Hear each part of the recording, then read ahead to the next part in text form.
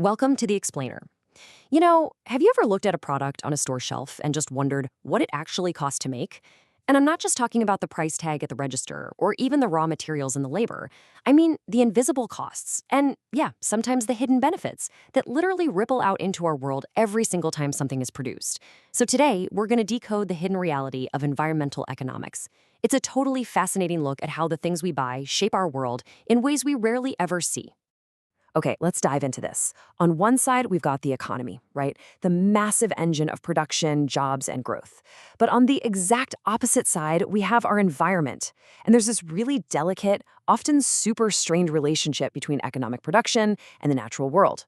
They are locked in this constant push and pull, connected by this invisible force that economists call externalities.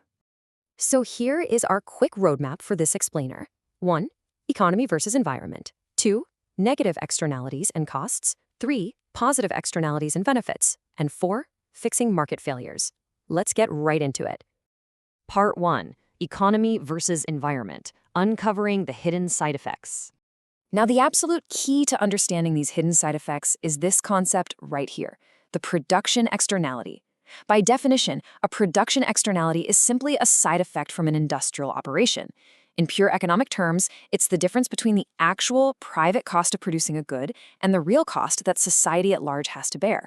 You can kind of think of it like a spillover. The transaction is supposed to just be between the buyer and the seller, but these side effects spill over onto innocent bystanders who had absolutely nothing to do with the deal. So the crucial point here is that these spillovers actually travel on two parallel tracks.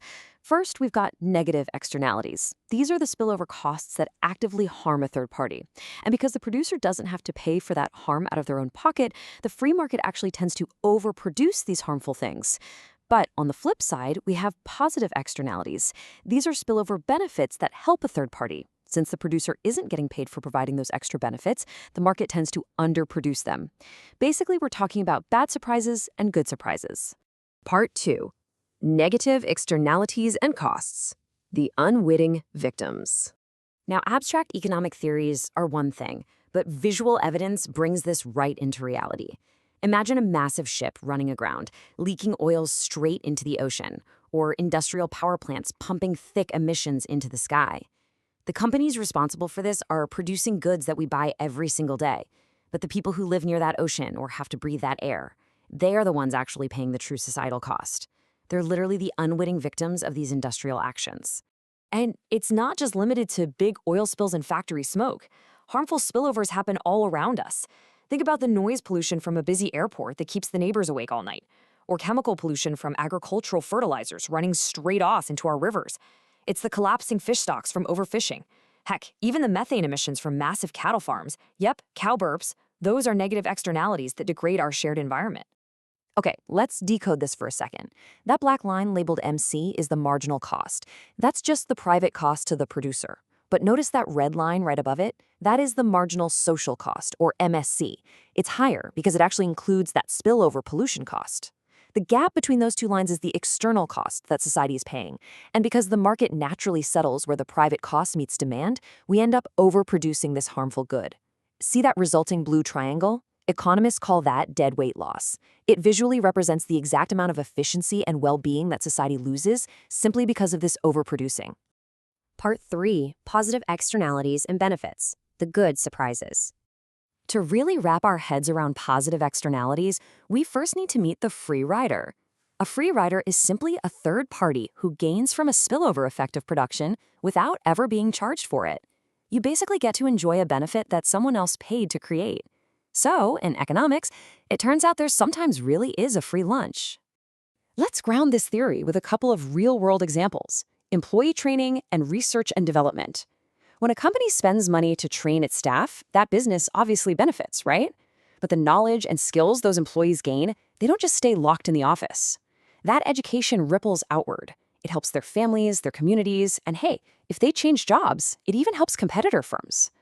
The original company paid for the training, but society gets a total free ride on the benefits. And research and development is an even bigger engine for these positive spillovers.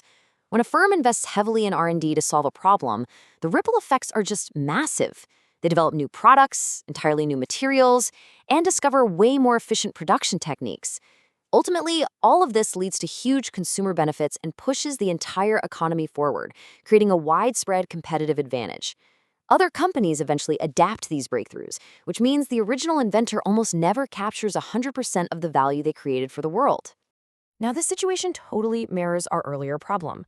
Here, the social marginal benefit, the SMB, is actually higher than the private marginal benefit, the PMB, because producers know they won't capture all the financial rewards of their R&D or training. Since those free riders get some of it, they just don't invest as much as they should. So the free market actually underproduces these incredibly good things. That red striped triangle you're seeing, that's the welfare foregone. It's lost potential. It represents the benefit society could have enjoyed if we just produced more of this positive good. Part 4. Fixing market failures, correcting the balance. So the goal for governments here is to force producers to internalize their externalities. For the negative ones, that means making them actually pay for the harm they cause, which shifts that supply curve to the left. They generally do this in 3 main ways. First, through taxes, like a carbon tax that charges polluters for their emissions. Second, through fines or charges, like adding a fee to plastic bags to discourage using them. And third, through outright regulations, which simply ban certain types of pollution altogether under the threat of severe legal penalties. By doing this, the full brunt of the costs has to be borne by the producers themselves, which brings the market back into a healthy social equilibrium. But, you can't just use a stick. You also need carrots. To internalize positive externalities, the government financially encourages firms to create way more of those good spillovers. They do this by offering government subsidies, which is essentially paying companies to produce more of a beneficial good. They also use tax write-offs and inducements, directly rewarding companies that invest heavily in things like research and development. By lowering the cost of production for these specific companies, society actually gets to enjoy that red striped triangle of lost welfare we saw earlier. Which brings us to the end of our explainer. The economy is vastly more interconnected than a simple price tag might suggest. So I'm going to leave you with this final provocative thought. When you buy your next product, try to look past the transaction. Ask yourself, who is secretly paying the hidden costs of this item and who is getting a free ride?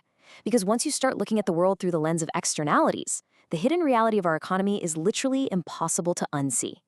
Thanks so much for joining me on this explainer, and keep asking the big questions.